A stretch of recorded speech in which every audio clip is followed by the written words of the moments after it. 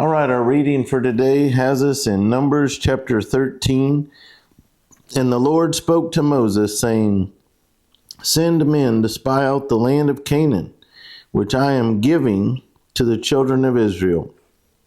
From each tribe of their fathers you shall send a man, every one a leader among them. So notice that in verse 2, the Lord is telling Moses, I am giving this land to the children of Israel. He didn't tell them to go look at the land, see if they thought they could take it. He said, I am giving it to you. So remember, he's led them out of Egypt. He parted the Red Sea. He's going to lead them to the promised land. He just is sending one person to represent each of the 12 tribes of Israel. So 12 men to go look at this promised land that he's already promised to give them, and it'll bring back a report. So Moses sent them from the wilderness of Paran according to the command of the Lord. All of them men who were heads of the children of Israel.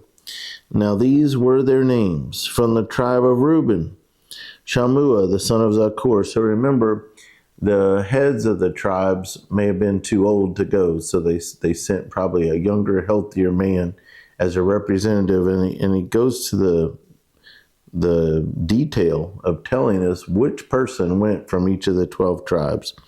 From the tribe of Simeon, Shaphat the son of Hori. From the tribe of Judah, Caleb the son of Jephunneh. From the tribe of Issachar, Igal the son of Joseph. From the tribe of Ephraim, Hoshea the son of Nun. So that is Joshua. Hoshea in verse 8 is Joshua. From the tribe of Benjamin, Palti the son of Raphu. From the tribe of Zebulun, Gadiel the son of Sodi. From the tribe of Joseph, that is from the tribe of Manasseh, Gadi the son of Susi. From the tribe of Dan, Amiel the son of Gamali. From the tribe of Asher, Sethur the son of Michael. From the tribe of Naphtali, Nabi the son of Vopsi. From the tribe of Gad, Guel the son of Maki. These are the names of the men whom Moses sent to spy out the land. And Moses called Hoshea the son of Nun, Joshua.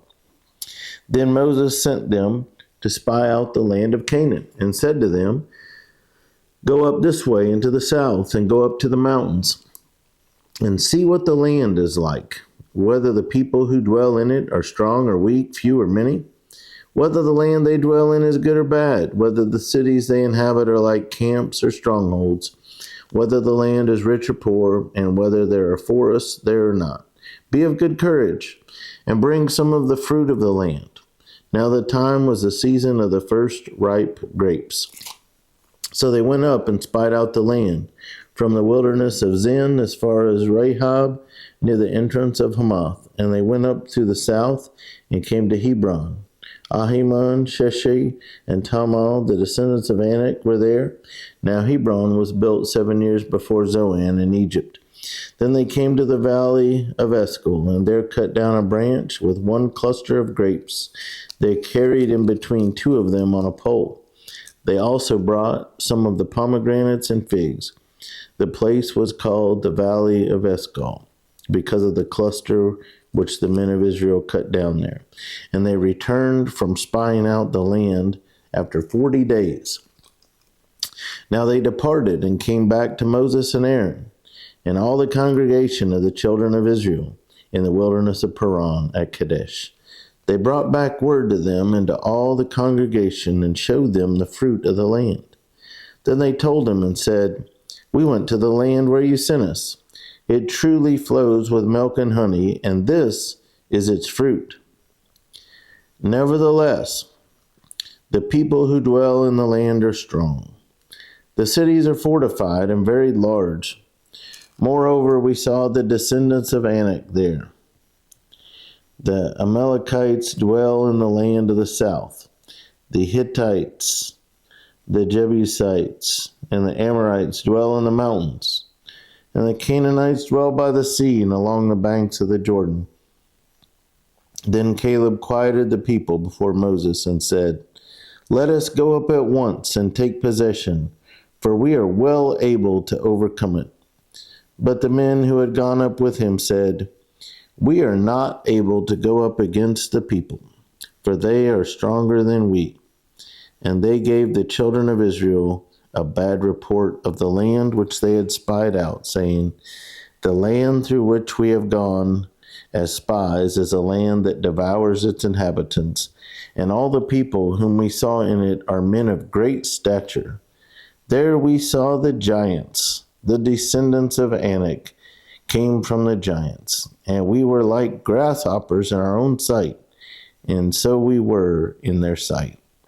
So, God already told them, I'm giving you this land, go check it out. So out of the 12 men that came back, Joshua and Caleb are the only faithful ones that believe God, while the other 10 are saying, yeah, the land's great, but we're no match for them. We're unable.